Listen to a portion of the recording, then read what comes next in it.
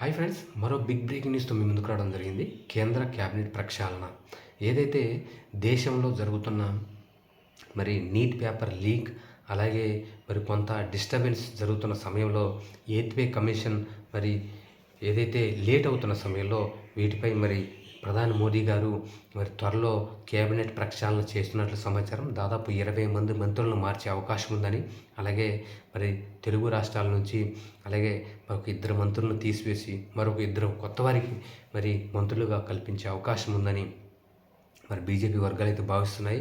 రాబోయే రోజుల్లో ఖచ్చితంగా ఏదైతే నిర్మలా సీతారామన్ గారికి విద్యాశాఖను కేటాయించే అవకాశం ఉందని, అలాగే పేపర్ లీకేజీ ఆరోపణలు ఎదుర్కొంటున్న ధర్మేంద్ర ప్రధాన్ గారికి ఆర్థిక శాఖ కేటాయించే అవకాశం ఉందని కూడా భావిస్తుంటారు.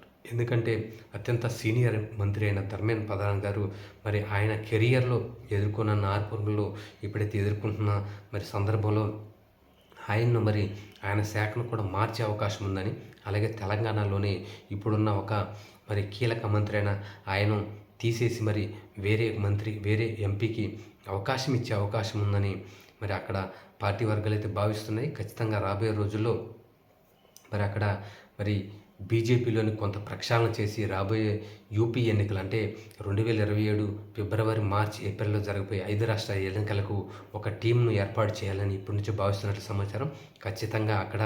ఖచ్చితంగా గెలిచే అవకాశం ఉండే అభ్యర్థులకు ఖచ్చితంగా ఎంపిక చేయాలని ఇప్పటి నుంచే వారు బీజేపీ భావిస్తున్నట్లు సమాచారం. మొత్తానికి ఒక కోర్ టీమును 5 రాష్ట్రాల ఎన్నికల కోసం, అలాగే ఈ కేబినెట్ ప్రక్షాళన 5 రాష్ట్రాలకు ఉపయోగపడే విధంగా టీంను ఏర్పాటు చేయాలని మోదీ గారు అమిత్ షా గారు భావిస్తున్నట్టు సమాచారం. ఖచ్చితంగా ఒక మంచి టీంని ఏర్పాటు చేసి 5 రాష్ట్రాల ఎన్నికలు, అలాగే రాబోయే ఏదైనా సరే ఏ ఎలక్షన్ అయినా విజయ పదంలో నడిపే అవకాశం ఉండే టీంని ఏర్పాటు చేయాలని నితిన్ నబీన్ గారికి అయితే ఆదేశాలు జారీ చేసినట్టు సమాచారం.